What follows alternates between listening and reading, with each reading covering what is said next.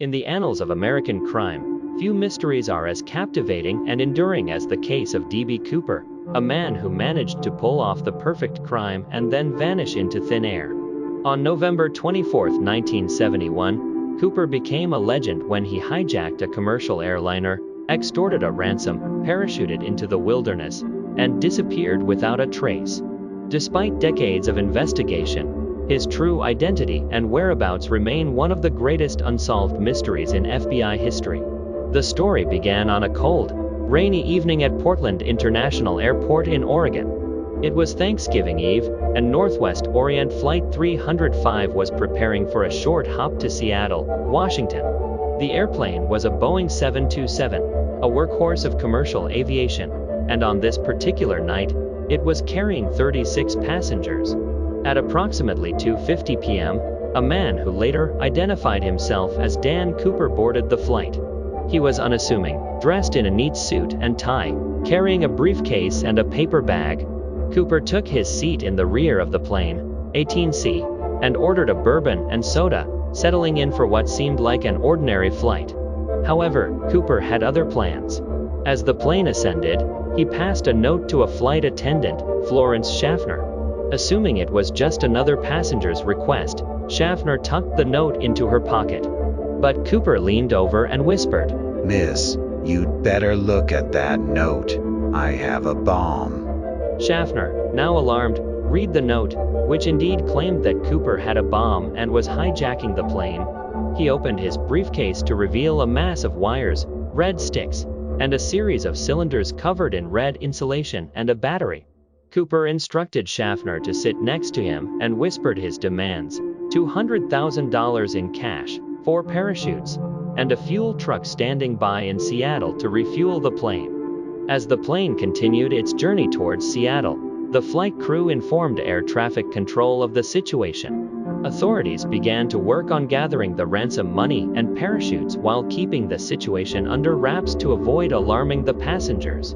At SeaTac Airport in Seattle, Cooper's demands were met. The $200,000 was assembled in $20 bills, and 4 parachutes were procured, 1 primary parachute, 1 reserve, and 2 smaller, non-functional ones.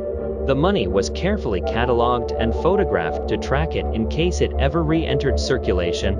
It was also noted that some of the bills had serial numbers recorded, a fact that would later play a crucial role in the investigation.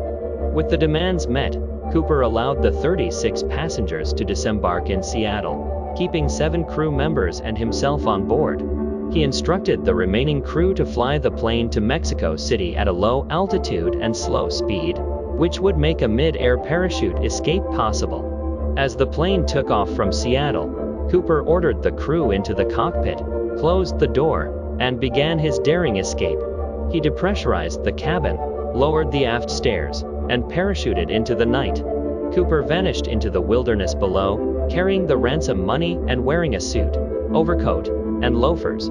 It was a stormy, pitch-black night, with winds reaching up to 200 miles per hour, and Cooper had jumped into a rugged, wooded area near the Oregon-Washington border, now known as Cooper Country. The flight crew later reported hearing a thump from the back of the plane, signaling that Cooper had made his exit. Upon landing, Cooper had to contend with the inhospitable terrain, dense forests, and the frigid elements of the Pacific Northwest. He had jumped into the unknown, carrying a significant sum of money and with no guarantee of survival. The FBI and local law enforcement agencies launched an extensive manhunt for Cooper. They scoured the wilderness, conducted interviews, and examined the airplane for clues. Cooper's abandoned tie clip, and the note he had handed to Florence Schaffner were discovered on board, but they offered little in the way of identifying information. In the weeks that followed, as winter set in and snow blanketed the area, the search became increasingly difficult. Despite deploying aircraft, search teams, and even recruiting local volunteers, Cooper remained elusive. 6 years later, in 1978, a family picnicking in the area stumbled upon a decaying package containing $5,800 of the ransom money, significantly degraded due to exposure to the elements. This discovery would later become a source of intense speculation. as it raised the possibility that Cooper may not have survived the jump. Over the years, countless theories emerged about the fate of D.B. Cooper. Some believed he perished in the wilderness, succumbing to the harsh conditions and his lack of survival gear. Others thought he may have survived and used his considerable knowledge of the area to escape capture. One theory suggested that Cooper may have been an experienced skydiver or military parachutist, which could explain his ability to successfully parachute from a commercial airliner in such treacherous conditions. The choice of a suit and loafers, rather than a more practical outfit for the wilderness, puzzled investigators and fueled speculation about his background. Another theory was that Cooper never intended to survive the jump and had carefully planned the heist as a way to disappear, leaving behind a life he no longer wanted. This theory was supported by the fact that Cooper left behind his tie and tie clip on the plane, seemingly intentionally shedding his former identity. Despite the efforts of the FBI and amateur sleuths alike, D.B. Cooper's true identity and fate remain unknown. The case has captivated the public imagination and spawned numerous books, documentaries, and even feature films. It has also inspired copycat hijackings and treasure hunters scouring the wilderness for the missing ransom money. In 1980, a young boy camping with his family in the same wilderness area where Cooper is believed to have jumped discovered a rotting package containing a few decaying $20 bills. The serial numbers matched those of the ransom money, further confirming that Cooper had been in the area.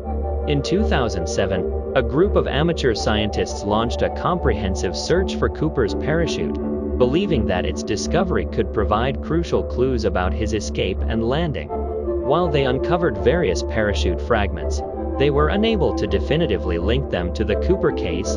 The FBI officially closed the case in 2016, citing the dwindling likelihood of solving it and the need to allocate resources to more pressing matters. However, they retained the evidence and stated that they would reopen the case if new leads emerged. D.B. Cooper's daring heist and escape have left an indelible mark on American popular culture. His audacity and ability to vanish without a trace have made him a folk hero of sorts, even as his actions caused a major security overhaul in the airline industry. In the years following the hijacking, airports across the United States implemented strict security measures, including passenger screenings and baggage checks. The event ushered in a new era of airline security, forever changing the way passengers travel.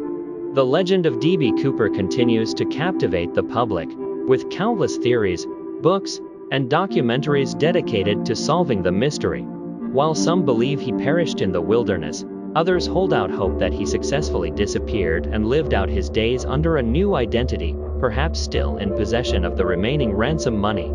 As the decades pass, the case of D.B. Cooper remains an enduring enigma, a testament to one man's audacious crime and his ability to disappear into the unknown, leaving behind only questions and speculation.